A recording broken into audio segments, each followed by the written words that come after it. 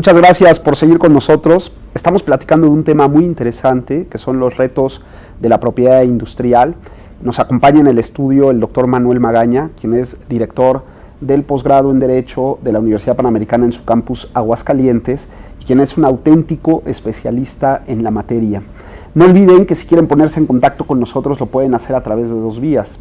La primera de ellas a través de nuestra cuenta de correo electrónico, ustedes la ven en pantalla, gtenorio@up.edu.mx, o bien a través de nuestra cuenta de Twitter en @antelaley_mx, miren, pongan mucha atención, todo ello es en mayúsculas, o bien lo pueden hacer a través de las cuentas del canal judicial en @canaljudicial, o bien la cuenta de Facebook en facebook.com/canal judicial, donde con todo gusto entraremos en contacto para aclarar sus dudas, escuchar sus comentarios o sugerencias respecto a los contenidos de este programa. Bueno, doctor, ya pusimos en perspectiva estos temas generales de la propiedad industrial y ya adelantábamos el bloque pasado que para la propiedad industrial el tema de las marcas es un tema asociado. Pero nada más lo enunciamos. Y sí me gustaría preguntarle, porque estoy seguro que mucha gente de nuestro auditorio se estará preguntando, ¿qué es esto de las marcas, no? Porque a veces tenemos una idea muy poco adecuada de exactamente cómo opera una marca, qué alcances tiene una marca, cómo se tramita una marca. ¿Qué es la marca en sí misma? Bueno, la marca es un signo distintivo que sirve para diferenciar productos o servicios de la competencia en el mercado. Pero también puede atesorar un prestigio, es decir, claro, marcas que han sido usadas, que tienen una calidad, pueden lograr un prestigio, ¿no? Claro. Nosotros vemos marcas, por ejemplo, de artículos deportivos y sabemos que son marcas que tienen un prestigio por el tiempo que llevan y por la calidad de sus productos. Claro. ¿Y cómo es la tramitación de una marca? Bueno, para tener la exclusividad de una marca se tiene que presentar una solicitud ante el Instituto Mexicano de la Propiedad Industrial, verificar que no haya, primero que sea una marca registrable, porque en la ley de la propiedad industrial se señalan varios impedimentos para lo que son registro de marcas, sobre todo por cuestiones de marcas que puedan ser genéricas o que describan más bien productos o servicios a los que se destinan. Okay. Pero una vez que tenemos una marca que puede ser registrable, la exclusividad se da obteniendo la inscripción ante el Instituto Mexicano de la Propiedad Industrial. Si yo no obtengo esa inscripción, el problema es que yo no tengo la exclusividad y otra persona puede optar por esa marca y tener la exclusividad. Claro. De repente vemos marcas que amparan servicios diferentes. No sé, por ejemplo, un restaurante que se llama a lo mejor como una marca de teléfonos, ¿no? Sí. ¿Esto es posible? Sí, precisamente las marcas siguen un principio que se llama de especialidad. Muy es bien. Decir, cuando yo me protejo una marca, tengo que definir qué rubro de productos o servicios voy a proteger. Es decir, hay una clasificación internacional amparada por un tratado de Niza que nos habla de 45 clases y ahí encuadran todos los productos y servicios, de tal manera que si yo quiero una marca para vestuario, pues será la clase 25 y solamente protegeré vestuario. Okay. Si otra persona quiere registrar la misma marca, por ejemplo para cemento o para servicios educativos, lo podrá hacer siempre y cuando la excepción son las marcas famosas. Ok, marcas famosas esas sí no se pueden registrar en ningún rubro. Okay, y el tema de eso lo califica, me imagino que el mismo INPI. Exacto. Bueno, para calificar una marca famosa hay dos procedimientos. Uno es el INPI por estimación, puede determinar que una marca es famosa cuando se le presenta una solicitud, o la otra, hay un procedimiento para que yo pueda aportar pruebas a efecto de que mi marca se considere como famosa. Existe una declaratoria. Claro. Desde luego, la marca famosa puede ser registrada solamente por el titular o el que la hizo famosa.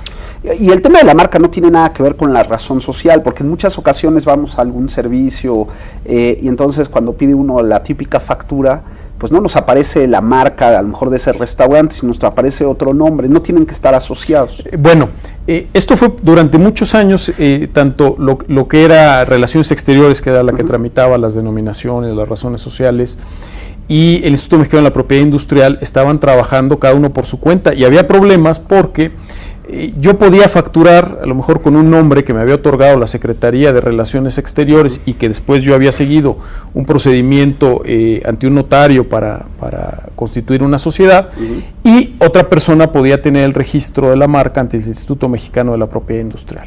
Ahora ya la Secretaría de Economía trabaja en conjunto el Instituto Mexicano de la Propiedad Industrial para que no haya esta duplicidad. Claro, es un tema interesante. ¿Es fácil el registro? ¿Costoso?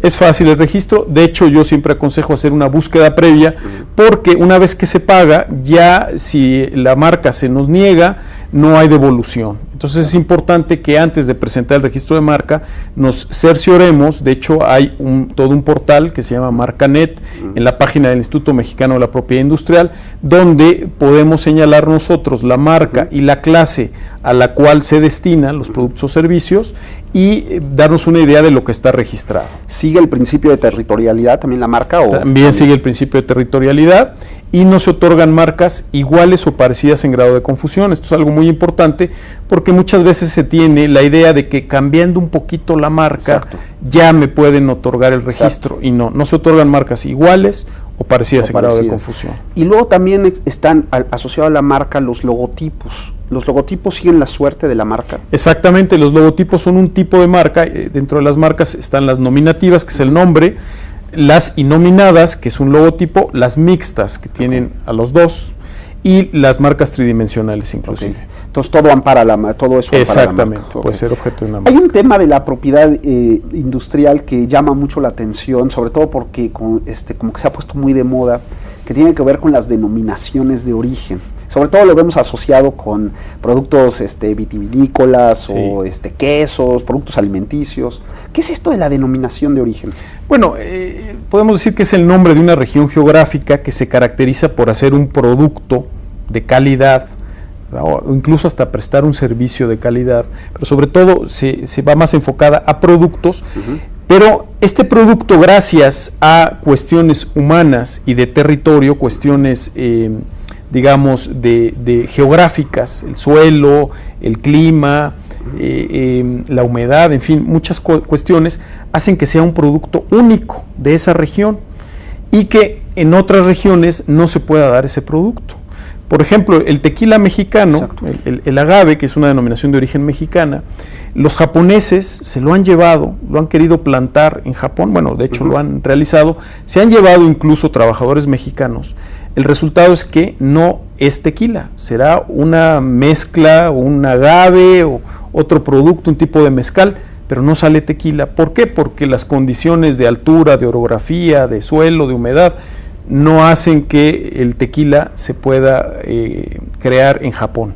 Claro, pero este tema de la denominación de origen ampara, pues es que como que ampara todo, ¿no? Porque los productos, yo imagino que ahí quien lo solicita no es una persona en lo individual, sino un colectivo. Exactamente, sí, toda la región que produce ese producto, que inclusive la región puede ir, se emite una norma oficial y puede ir aumentando si se dan las mismas condiciones de clima y de tratamiento. El caso del tequila en México, la norma oficial nos dice que si bien empezó en Jalisco, pues ahora el tequila se puede hacer en otras regiones. Que tienen las mismas condiciones. Que tienen las mismas condiciones climatológicas. Pero están amparados por, o sea, el tequila como tal es una denominación de origen. Es una denominación de origen, y ya cada productor de esa denominación de origen podrá utilizar su marca. Y así tenemos diferentes marcas de tequilas con una sola denominación de origen. Esto que usted decía sobre Japón, tienen la misma planta, a lo mejor no las mismas condiciones, pero sacan algún producto muy parecido. Sí. Muy parecido al tequila, siguen a lo mejor el mismo procedimiento. No le pueden llamar tequila. No le pueden llamar tequila porque realmente no es tequila. Es como si nosotros tomáramos uvas de la región de Champagne en Francia, las pusiéramos en México, pues no nos saldría lo que es champán o coñac, ¿verdad? Claro. Saldría un tipo de vino, a lo mejor de buena calidad, pero no por la altura, la región, incide y no nos saldría el mismo producto. Es decir, entonces ampara como una especie de calidad, es como un sello de calidad. Exactamente, de esa región. ¿Y esto sí es a nivel mundial? Bueno, a nivel mundial hay un tratado, el Tratado de Lisboa, que protege las denominaciones de origen. ¿Es difícil obtenerlo, la denominación de origen? Bueno, se tiene que iniciar todo un procedimiento, primero a nivel local ante el Instituto Mexicano de la Propiedad Industrial. También lo ve el INPI. También lo ve el INPI, se inicia el procedimiento y se tiene que acreditar que realmente es un producto de esa región, único de esa región y de esas condiciones. Claro. Una vez que se obtiene esa autorización, cabe señalar que la denominación de origen, el titular es el estado en el que se tramita. Por ejemplo, el titular de la denominación de origen es el Estado mexicano. A través del Instituto Mexicano de la Propiedad Industrial se otorgan autorizaciones a todos los que entran dentro de esa norma oficial. O sea, es el Estado mexicano, o sea, todo el país. Exactamente. No es que sea el Estado de Jalisco, no, es el todo Estado el mexicano. País. Qué interesante. Hay un tema, porque también, ya que estamos hablando de temas de propiedad industrial, se cree que todo invento es registrable, y no todo invento es registrable. No, efectivamente. Porque, bueno, un invento, digamos que es una creación humana que transforma la materia y la energía en un bien susceptible de satisfacer una necesidad. Sí. Esa necesidad puede ser desde lo más importante hasta lo más nimio. Yo ponía el caso de las manitas rascadoras que a veces nos venden en las esquinas, y esas manitas rascadoras pues satisface una necesidad muy básica, que es rascarse en lugares donde no alcanzaría la mano. No alcanzaría la mano, exactamente. Pero bueno, eso es un invento, ¿verdad? Entonces, ¿pero qué se necesita para que ese invento se pueda proteger bajo una patente? Claro. Primero, también hay en la ley de la propiedad industrial hay una serie de elementos que nos indican lo que no se puede registrar como patente. Por ejemplo, razas animales, variedades vegetales, el cuerpo humano y sus partes, métodos aplicados a negocios, claro, a juegos, descubrimientos, en fin, hay todo un catálogo que nos dice qué no se puede proteger. Pero una vez que ya superamos las prohibiciones, hay 3 requisitos que son muy importantes para proteger un invento como patente. Primero, que sea novedoso. Hablábamos de que no hubiera pasado más de 12 meses desde que se hubiese dado a conocer.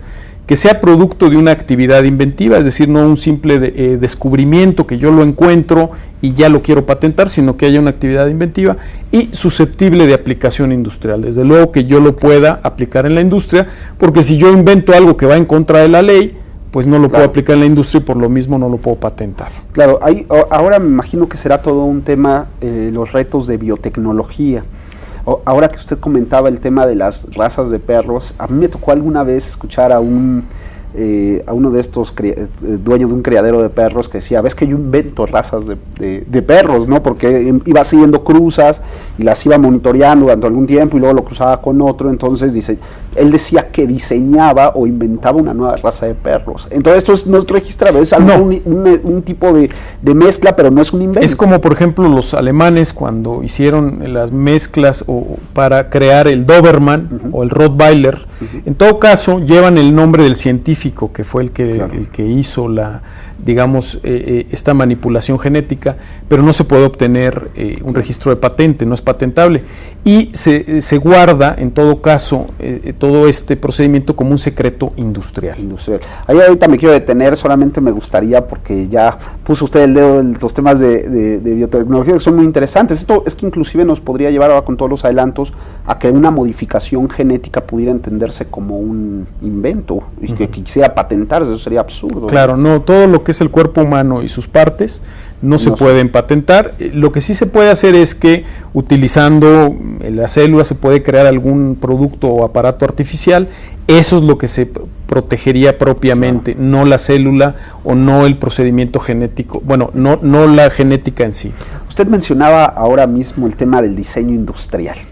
Ya hablamos de lo que es propiamente la patente, ya hablamos del tema de los inventos, ya hablamos de las denominaciones de origen, y usted ahorita nos puso otro tema que es el diseño industrial. ¿Qué es un diseño industrial? Bueno, es una de las figuras de los inventos. No todos los inventos son patentes, existen también los modelos de utilidad, los dibujos y diseños industriales y los esquemas de trazado de circuitos integrados. Los dibujos industriales, digamos, que son combinaciones de líneas, de figuras o formas, con la idea de ornamentar un producto. Claro. Por ejemplo, una alfombra, ¿verdad? Un diseño de una corbata o de unas vestiduras de un coche. Esos diseños se hacen con la idea de adornar un producto, ¿verdad? Entonces se puede obtener el registro sobre ese dibujo.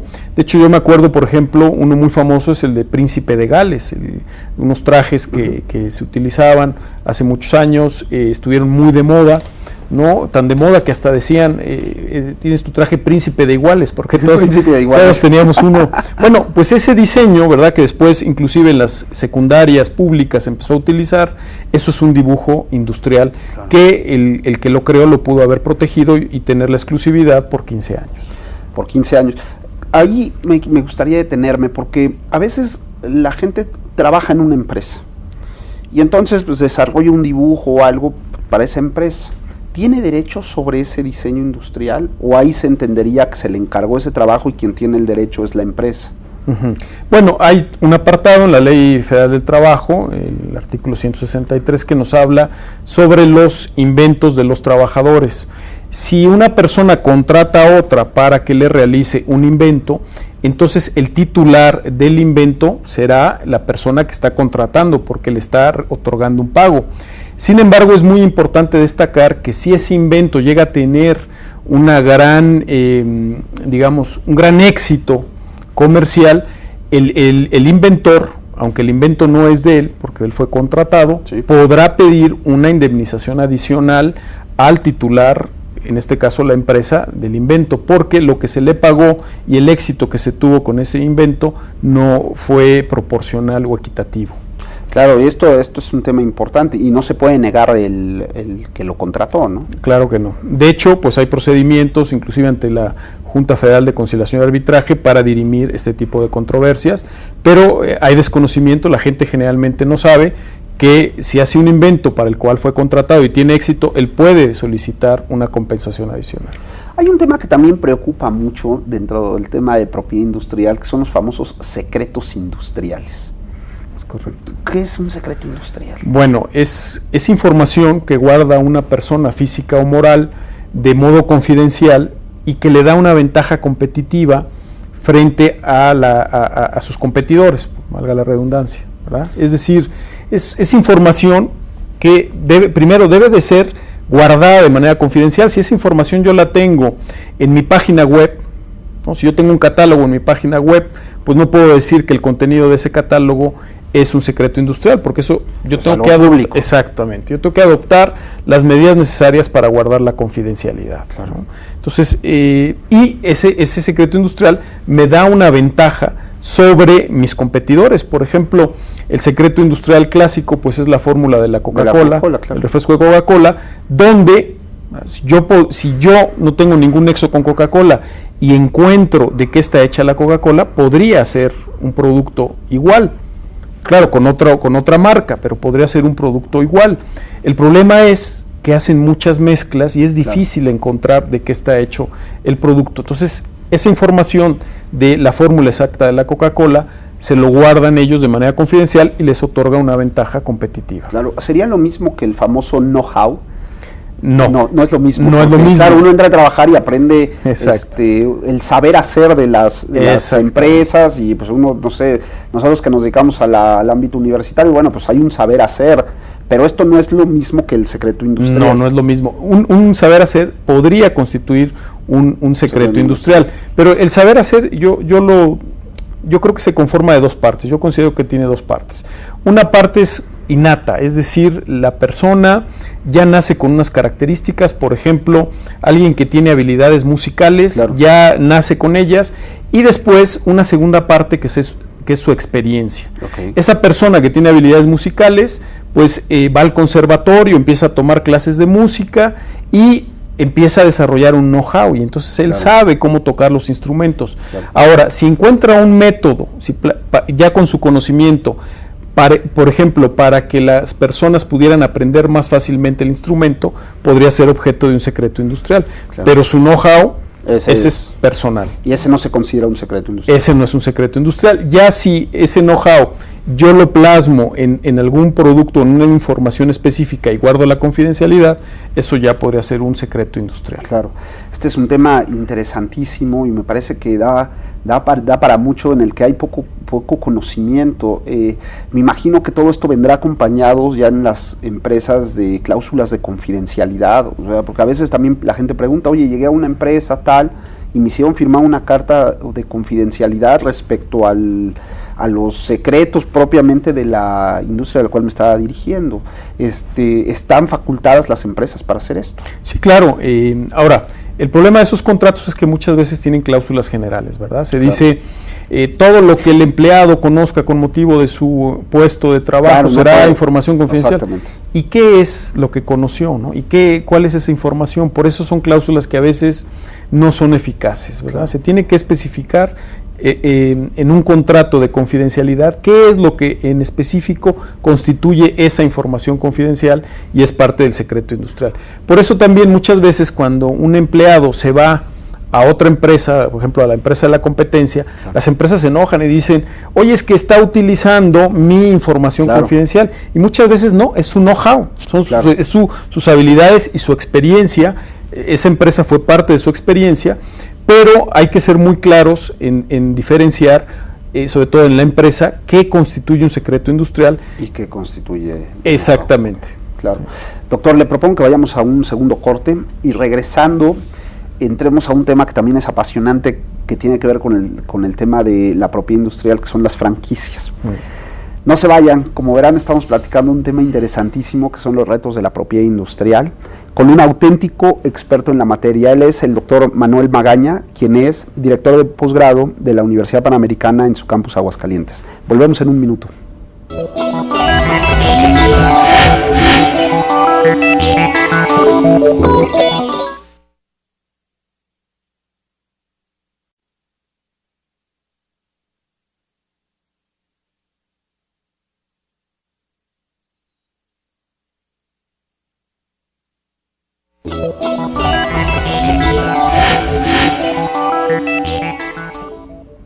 Muchas gracias por seguir con nosotros. Estamos platicando de un tema muy interesante que son los retos de la propiedad industrial. Nos acompaña en el estudio el doctor Manuel Magaña, quien es el director del posgrado en Derecho de la Universidad Panamericana Campus Aguascalientes y quien nos está dando una auténtica cátedra de los temas de propiedad industrial. De manera muy sencilla nos está permitiendo entender todos estos asuntos relativos a la propiedad industrial que la verdad es que el ciudadano a pie poco conocemos, ¿no? Así que, doctor, nuevamente gracias por estar con nosotros.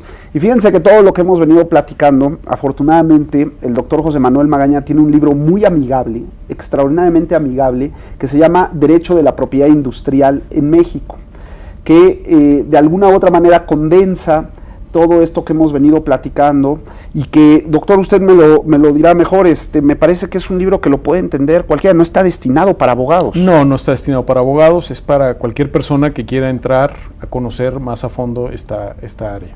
Es un libro publicado por Editorial Porrúa en coedición con Universidad Panamericana, y yo me imagino que la intención de hacer este libro es justamente llegar a la gente que poco conocemos, ¿no? Es correcto. Sí. Porque los inventores normalmente son ingenieros, diseñadores, y que normalmente, lo platicábamos también hace rato, las escuelas tanto de ingeniería, de diseño, de otro tipo de saberes, no le entran a los temas de propiedad, ¿no? De propiedad industrial, siendo un área tan importante y que creo que quien más debería conocer de estos temas, no para llevar todos los procedimientos, pero sí para estar consciente de las implicaciones de sus invenciones ya desde una óptica jurídica, deberían ser estas carreras, ¿no? Sí, claro, totalmente de acuerdo.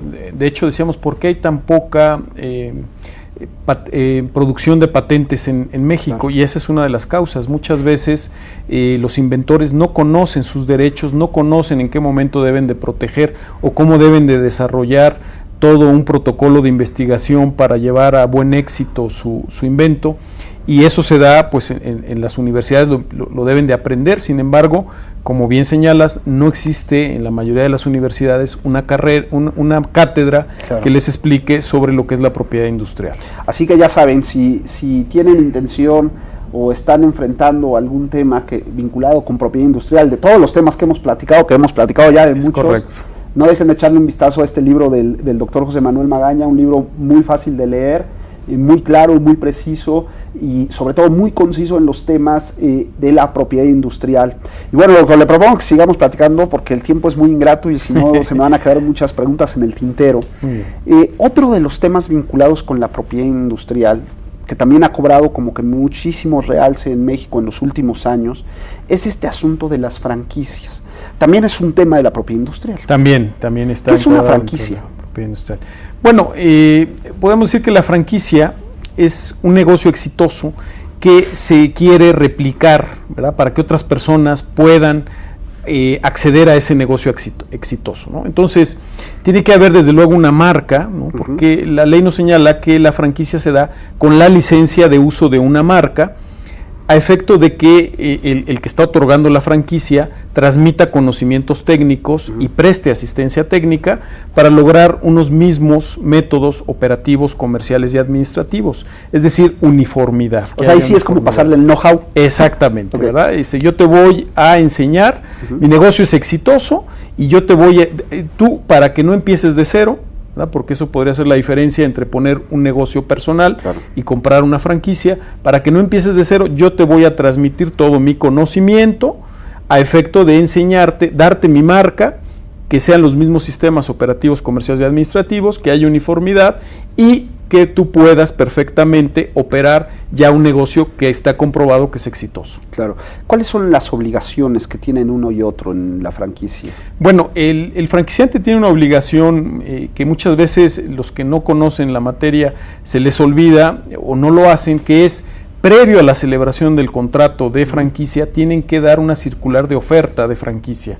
Es decir, previamente, antes de firmar el contrato, tienen que avisarle al franquiciatario, que es el que recibe la franquicia, los derechos y obligaciones básicos de la franquicia, la antigüedad, el territorio, la propiedad industrial que involucra, es decir, una serie de requisitos que vienen en la ley, más específico en el artículo 65 del reglamento, y eso se tiene que otorgar previamente, porque si no se otorga, además de que puede ser una infracción administrativa, puede dar origen a la nulidad del contrato. Es como enterar al franquiciatario de los alcances del Exactamente, contrato. Previo a la firma del contrato. Esa es una obligación primordial que tiene el franquiciante. Y bueno, desde luego, licenciar la marca. Yo he visto también casos de franquicias que se otorgan cuando no son dueños de la marca, cuando no tienen la marca. Claro. Y hablando del principio de territorialidad, muchas veces se adquieren franquicias del extranjero y la marca no está registrada en México.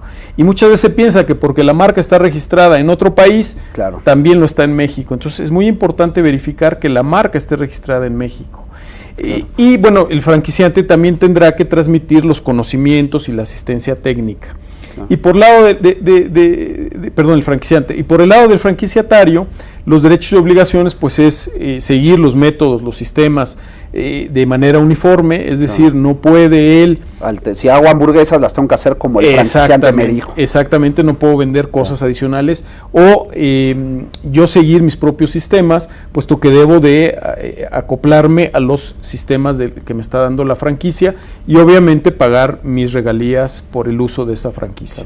Este principio de territorialidad que lo hemos mencionado prácticamente en todo, es todo un problema, ¿no? O sea, yo como veo es algo muy complejo. Por ejemplo, pensemos en las marcas internacionales que vienen aquí a México o marcas mexicanas que pueden ir al extranjero y tener que soportar los trámites, los procedimientos para el registro de marca en todos los países en los que voy expandiendo el negocio o que tengo planeado expandir el negocio. Es algo muy costoso. Sí, y puede ser que a lo mejor en un inicio la empresa empieza en algunos países, pero después con el tiempo se consolida y quiere ir a otros mercados y se puede encontrar que en esos mercados ya la marca está ocupada por un tercero, ¿no? A mí me tocó oír que había gente que estaba como detectando marcas exitosas en los países, iba a hacer registros de marca con ese nombre en otros países para que cuando llegara le tuvieran que vender o pudiera hacer negocio vendiendo la marca, ¿no? Sí, de hecho en México, hasta antes de la Ley de Fomento y Protección de la Propiedad Industrial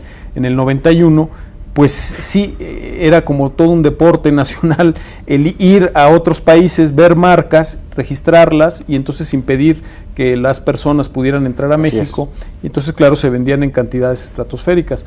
Ahora, con las reformas que hubo en 1991 y 1994, ya si una persona hace eso, hay plazos para que se pueda pedir la nulidad de las marcas en base a un mejor uso en México o en el extranjero inclusive. Claro. O sea, yo no puedo registrar una marca y no usarla.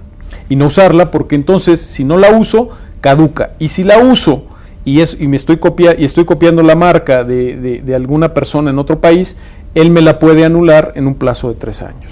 A mí me parece que este tema de la propiedad industrial, la propiedad intelectual, el tema de marcas, con el mundo globalizado en el que vivimos, me parece que podría ser un tema mundial, o no sé, a lo mejor tendríamos que migrar hacia un tema de registro universal, porque la verdad es que me imagino que como empresario debe dar muchísima frustración que alguien vaya y te registre una marca, o tener que estar registrando en todos los países el tema de las marcas.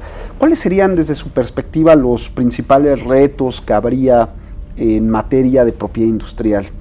Debe haber, yo me imagino que en el mundo se deben sentar o se deben reunir de vez en cuando y decir, oye, ¿sabes qué está pasando esto? El tema de la piratería, yo creo que el tema de la piratería es uno de los temas que más se está preocupando, ¿no? Sí, efectivamente, bueno, hay organismos internacionales como es la OMPI, Organización Mundial de la Propiedad Intelectual, que regula o que también tiene todo un tipo, más bien, convenciones con expertos para analizar los problemas que están sucediendo en el ámbito internacional, ¿verdad?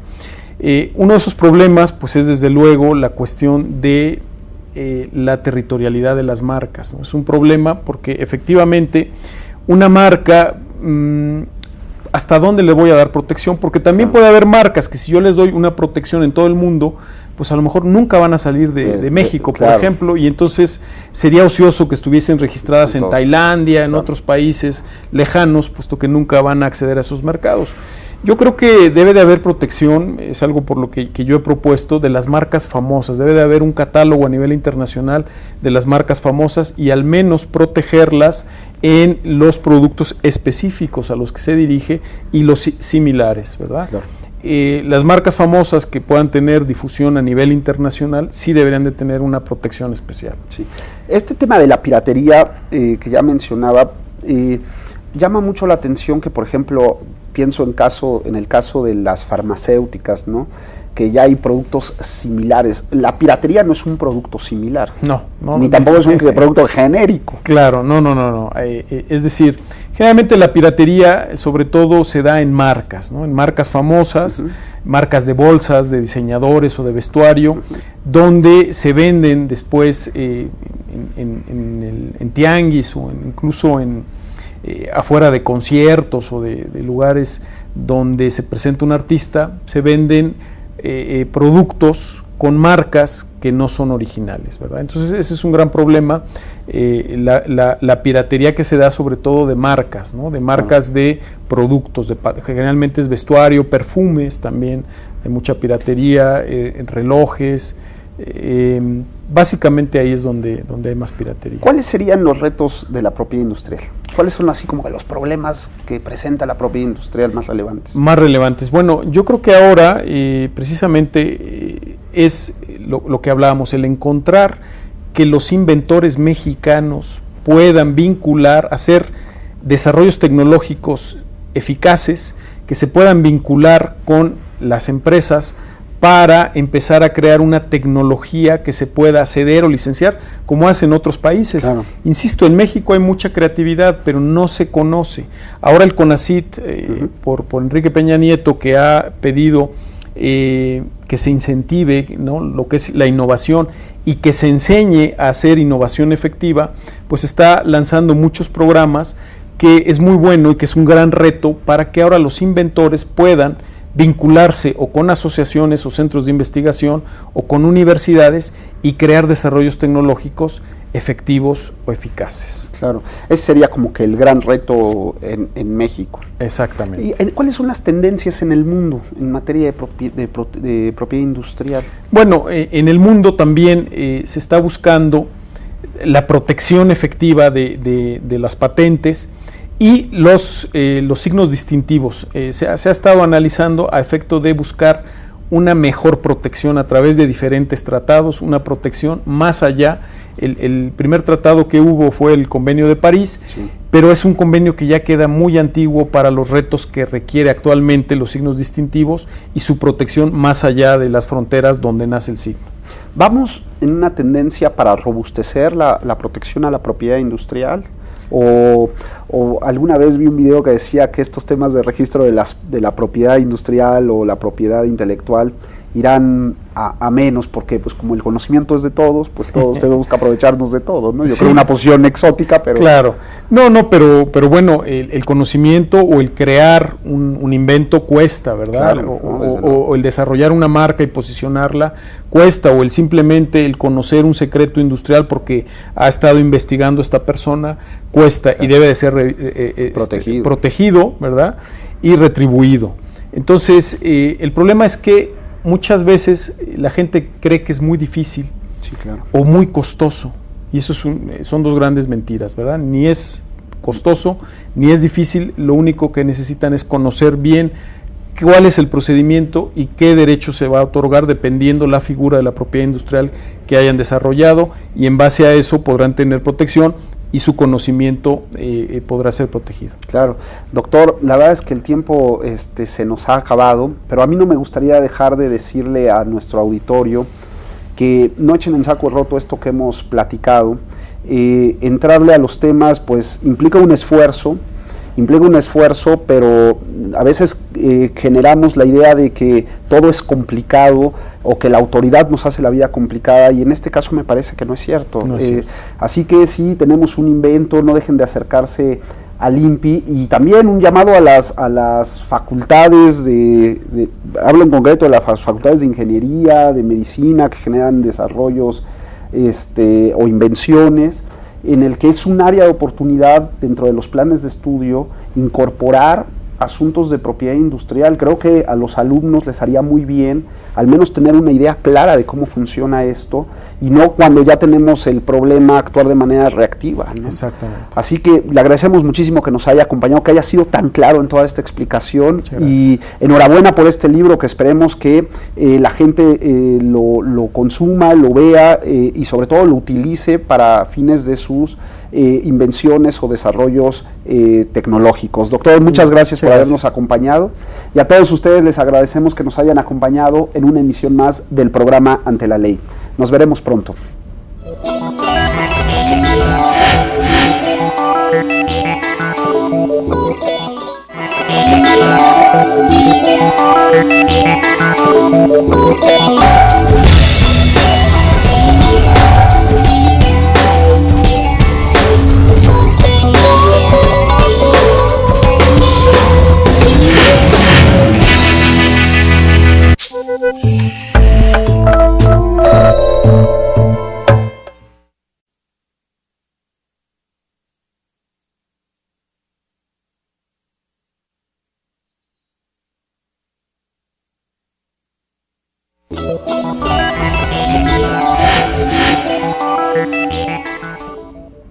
Muchas gracias por seguir con nosotros. Estamos platicando de un tema muy interesante que son los retos de la propiedad industrial.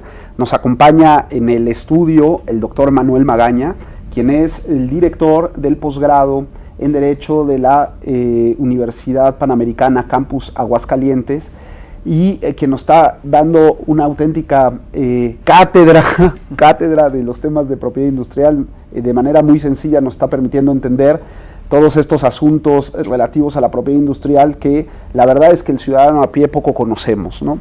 Así que, doctor, nuevamente gracias por estar con nosotros.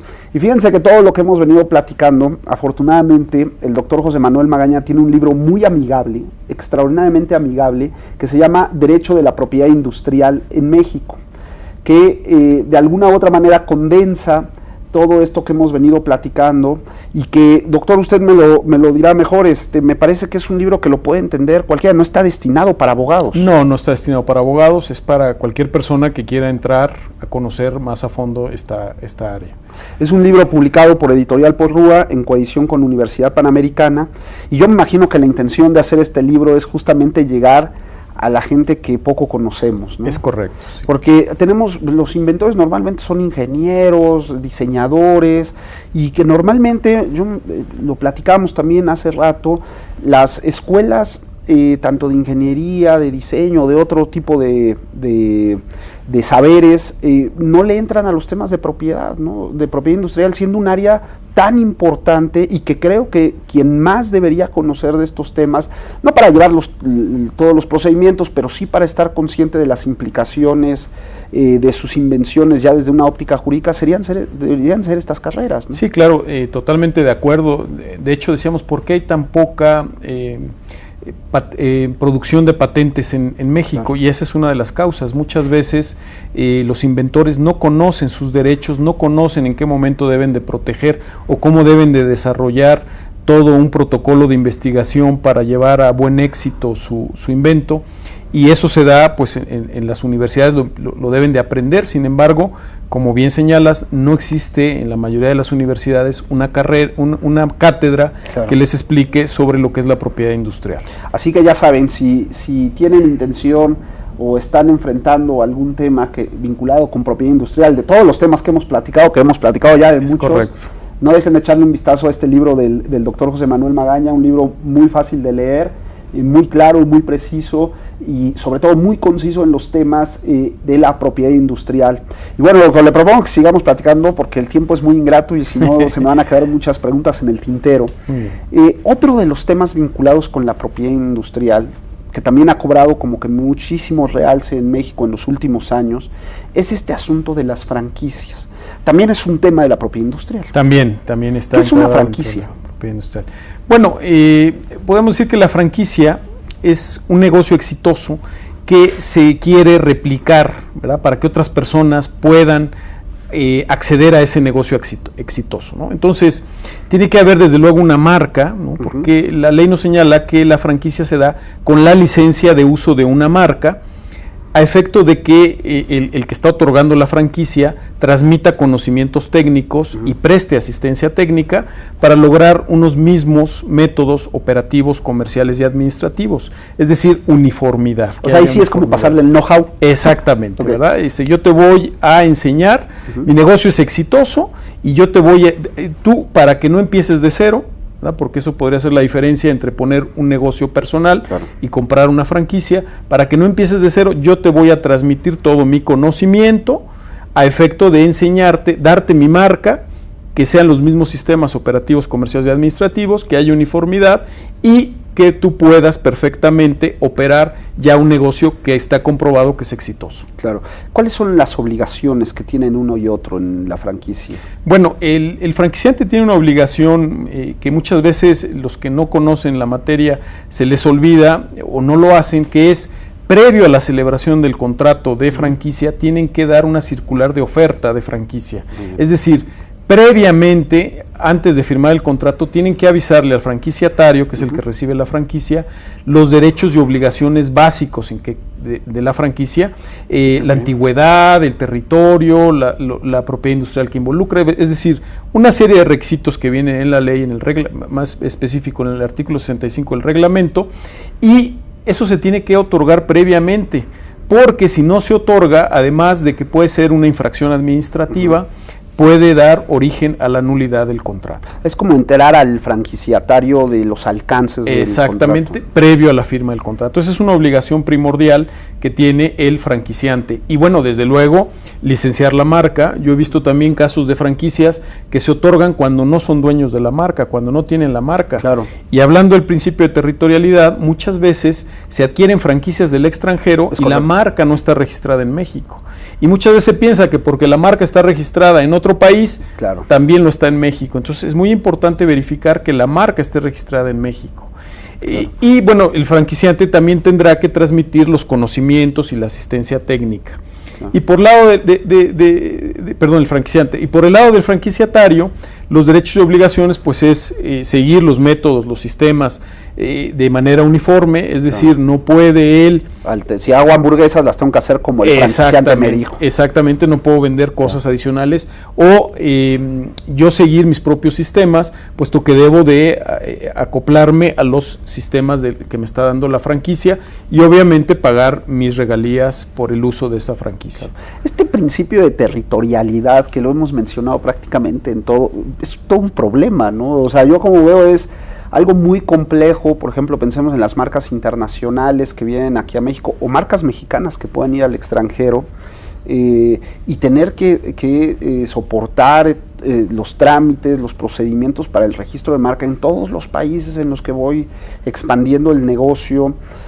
O que tengo planeado expandir el negocio, es algo muy costoso. Sí, y puede ser que a lo mejor en un inicio la empresa empieza en algunos países, pero después con el tiempo se consolida y quiere ir a otros mercados y se puede encontrar que en esos mercados ya la marca está ocupada por un tercero, ¿no? A mí me tocó oír que había gente que estaba como detectando marcas exitosas en los países, iba a hacer registros de marca con ese nombre en otros países para que cuando llegara le tuvieran que vender o pudiera hacer negocio vendiendo la marca, ¿no? Sí, de hecho en México, hasta antes de la Ley de Fomento y Protección de la Propiedad Industrial en el 91, pues sí, era como todo un deporte nacional el ir a otros países, ver marcas, registrarlas y entonces impedir que las personas pudieran entrar a México. Y entonces, claro, se vendían en cantidades estratosféricas. Ahora, con las reformas que hubo en 1991 y 1994, ya si una persona hace eso, hay plazos para que se pueda pedir la nulidad de las marcas en base a un mejor uso en México o en el extranjero inclusive. Claro. O sea, yo no puedo registrar una marca y no usarla.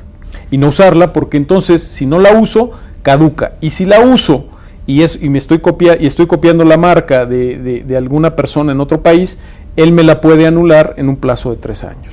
A mí me parece que este tema de la propiedad industrial, la propiedad intelectual, el tema de marcas, con el mundo globalizado en el que vivimos, me parece que podría ser un tema mundial, o no sé, a lo mejor tendríamos que migrar hacia un tema de registro universal, porque la verdad es que me imagino que como empresario debe dar muchísima frustración que alguien vaya y te registre una marca, o tener que estar registrando en todos los países el tema de las marcas. ¿Cuáles serían desde su perspectiva los principales retos que habría en materia de propiedad industrial? Debe haber, yo me imagino que en el mundo se deben sentar o se deben reunir de vez en cuando y decir, oye, ¿sabes qué está pasando esto? El tema de la piratería, yo creo que el tema de la piratería es uno de los temas que más se está preocupando, ¿no? Sí, efectivamente, bueno, hay organismos internacionales como es la OMPI, Organización Mundial de la Propiedad Intelectual, que regula o que también tiene todo un tipo, más bien, convenciones con expertos para analizar los problemas que están sucediendo en el ámbito internacional, ¿verdad? Uno de esos problemas, pues, es desde luego la cuestión de la territorialidad de las marcas, ¿no? Es un problema porque efectivamente una marca, ¿hasta dónde le voy a dar protección? Porque también puede haber marcas que si yo les doy una protección en todo el mundo, pues a lo mejor nunca van a salir de México, por ejemplo, y entonces sería ocioso que estuviesen registradas en Tailandia, en otros países lejanos, puesto que nunca van a acceder a esos mercados. Yo creo que debe de haber protección, es algo por lo que yo he propuesto, de las marcas famosas. Debe de haber un catálogo a nivel internacional de las marcas famosas y al menos protegerlas en los productos específicos a los que se dirige y los similares, ¿verdad? Claro. Las marcas famosas que puedan tener difusión a nivel internacional sí deberían de tener una protección especial. Sí. Este tema de la piratería que ya mencionaba, llama mucho la atención que, por ejemplo, pienso en el caso de las farmacéuticas, ¿no?, que ya hay productos similares. La piratería no es un producto similar. No. Ni tampoco es un producto genérico. Claro, no. Es decir, generalmente la piratería sobre todo se da en marcas, ¿no? En marcas famosas, marcas de bolsas, de diseñadores o de vestuario, donde se venden después en tianguis o incluso afuera de conciertos o de lugares donde se presenta un artista, se venden productos con marcas que no son originales, ¿verdad? Entonces ese es un gran problema, la piratería que se da sobre todo de marcas, ¿no? De marcas de productos, generalmente es vestuario, perfumes también, hay mucha piratería, relojes, básicamente ahí es donde hay más piratería. ¿Cuáles serían los retos de la propiedad industrial? ¿Cuáles son así como los problemas que presenta la propiedad industrial más relevantes? Más relevantes. Bueno, yo creo que ahora precisamente es lo que hablábamos, el encontrar que los inventores mexicanos puedan vincular, hacer desarrollos tecnológicos eficaces, que se puedan vincular con las empresas para empezar a crear una tecnología que se pueda ceder o licenciar, como hacen otros países. Claro. Insisto, en México hay mucha creatividad, pero no se conoce. Ahora el CONACYT, por Enrique Peña Nieto, que ha pedido que se incentive, ¿no?, lo que es la innovación y que se enseñe a hacer innovación efectiva, pues está lanzando muchos programas que es muy bueno y que es un gran reto para que ahora los inventores puedan vincularse o con asociaciones o centros de investigación o con universidades y crear desarrollos tecnológicos efectivos o eficaces. Claro, ese sería como que el gran reto en México. Exactamente. ¿Y cuáles son las tendencias en el mundo en materia de propiedad industrial? Bueno, en el mundo también se está buscando la protección efectiva de las patentes y los signos distintivos. Se ha estado analizando a efecto de buscar una mejor protección a través de diferentes tratados, una protección más allá. El primer tratado que hubo fue el Convenio de París, sí, pero es un convenio que ya queda muy antiguo para los retos que requiere actualmente los signos distintivos y su protección más allá de las fronteras donde nace el signo. ¿Vamos en una tendencia para robustecer la protección a la propiedad industrial?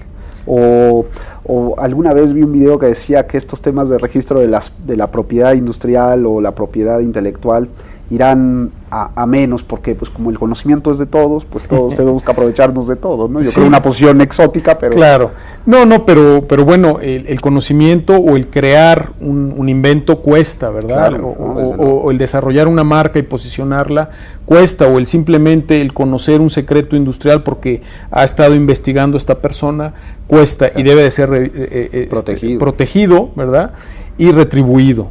Entonces, el problema es que muchas veces la gente cree que es muy difícil, sí, claro, o muy costoso, y eso son dos grandes mentiras, ¿verdad? Ni es costoso, ni es difícil, lo único que necesitan es conocer bien cuál es el procedimiento y qué derecho se va a otorgar dependiendo la figura de la propiedad industrial que hayan desarrollado, y en base a eso podrán tener protección y su conocimiento podrá ser protegido. Claro. Doctor, la verdad es que el tiempo se nos ha acabado, pero a mí no me gustaría dejar de decirle a nuestro auditorio que no echen en saco roto esto que hemos platicado. Entrarle a los temas pues implica un esfuerzo, pero a veces generamos la idea de que todo es complicado o que la autoridad nos hace la vida complicada, y en este caso me parece que no es cierto. No es cierto. Así que si tenemos un invento, no dejen de acercarse al INPI, y también un llamado a las facultades hablo en concreto de las facultades de ingeniería, de medicina, que generan desarrollos o invenciones, en el que es un área de oportunidad dentro de los planes de estudio incorporar asuntos de propiedad industrial. Creo que a los alumnos les haría muy bien al menos tener una idea clara de cómo funciona esto, y no cuando ya tenemos el problema actuar de manera reactiva, ¿no? Exactamente. Así que le agradecemos muchísimo que nos haya acompañado, que haya sido tan claro en toda esta explicación, y enhorabuena por este libro, que esperemos que la gente lo consuma, lo vea y sobre todo lo utilice para fines de sus invenciones o desarrollos tecnológicos. Doctor, muchas gracias por habernos acompañado, y a todos ustedes les agradecemos que nos hayan acompañado en una emisión más del programa Ante la Ley. Nos veremos pronto.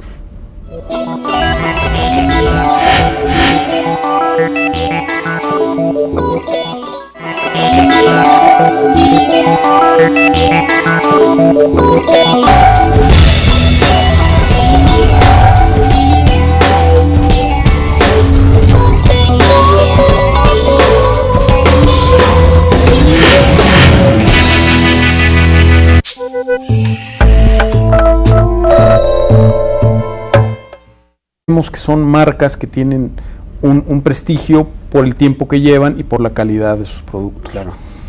¿Y cómo es la tramitación de una marca? Bueno, para tener la exclusividad de una marca se tiene que presentar una solicitud ante el Instituto Mexicano de la Propiedad Industrial, verificar que no haya, primero que sea una marca registrable, porque en la ley de la propiedad industrial se señalan varios impedimentos para lo que son registro de marcas, sobre todo por cuestiones de marcas que puedan ser genéricas o que describan más bien productos o servicios a los que se destinan. Okay. Pero una vez que tenemos una marca que puede ser registrable, la exclusividad se da obteniendo la inscripción ante el Instituto Mexicano de la Propiedad Industrial.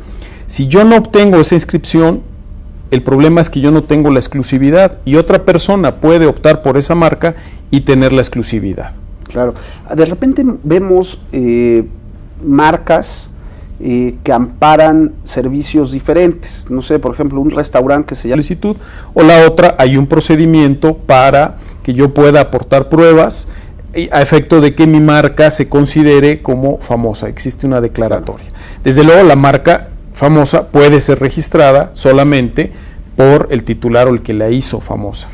Y el tema de la marca no tiene nada que ver con la razón social, porque en muchas ocasiones vamos a algún servicio y entonces cuando pide uno la típica factura, pues no nos aparece la marca a lo mejor de ese restaurante, sino nos aparece otro nombre, no tienen que estar asociados. Bueno, esto fue durante muchos años, tanto lo que era Relaciones Exteriores, que era la que tramitaba las denominaciones, las razones sociales, y el Instituto Mexicano de la Propiedad Industrial estaban trabajando cada uno por su cuenta, y había problemas porque yo podía facturar a lo mejor con un nombre que me había otorgado la Secretaría de Relaciones Exteriores y que después yo había seguido un procedimiento ante un notario para constituir una sociedad, y otra persona podía tener el registro de la marca ante el Instituto Mexicano de la Propiedad Industrial.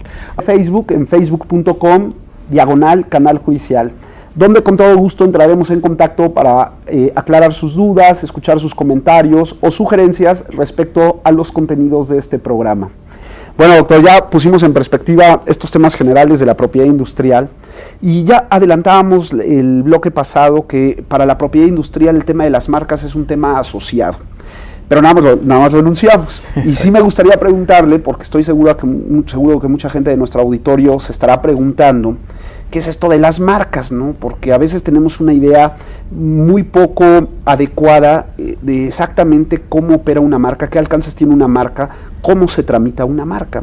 ¿Qué es la marca en sí misma? Bueno, la marca es un signo distintivo que sirve para diferenciar productos o servicios de la competencia en el mercado, pero también puede atesorar un prestigio, es decir, marcas que han sido usadas, que tienen una calidad, pueden lograr un prestigio, ¿no? Claro. Nosotros vemos marcas, por ejemplo, de artículos deportivos y sabemos... A lo mejor como una marca de teléfonos, ¿no? Sí. ¿Esto es posible? Sí, precisamente las marcas siguen un principio que se llama de especialidad. Es decir, cuando yo me protejo una marca, tengo que definir qué rubro de productos o servicios voy a proteger.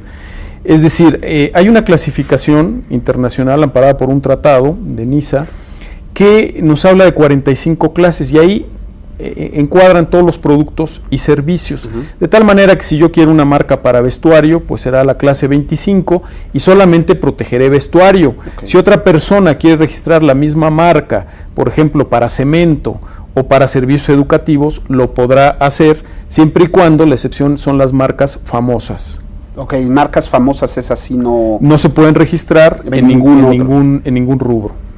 Okay, y el tema de eso lo califica, me imagino que el mismo INPI. Exacto. Bueno, para calificar una marca famosa hay dos procedimientos. Uno es el INPI por estimación, puede determinar que una marca es famosa cuando se le presenta una solicitud.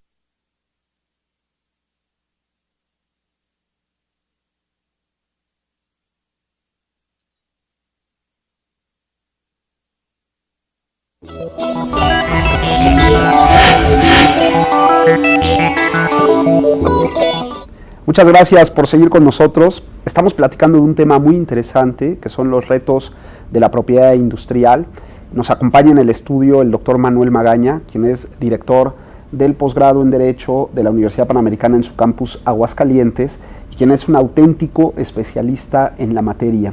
No olviden que si quieren ponerse en contacto con nosotros lo pueden hacer a través de 2 vías. La primera de ellas a través de nuestra cuenta de correo electrónico. Ustedes la ven en pantalla, gtenorio@up.edu.mx, o bien a través de nuestra cuenta de Twitter en @antelaley_mx. Miren, pongan mucha atención, todo ello es en mayúsculas. O bien lo pueden hacer a través de las cuentas del canal judicial en @canal judicial, o bien la cuenta de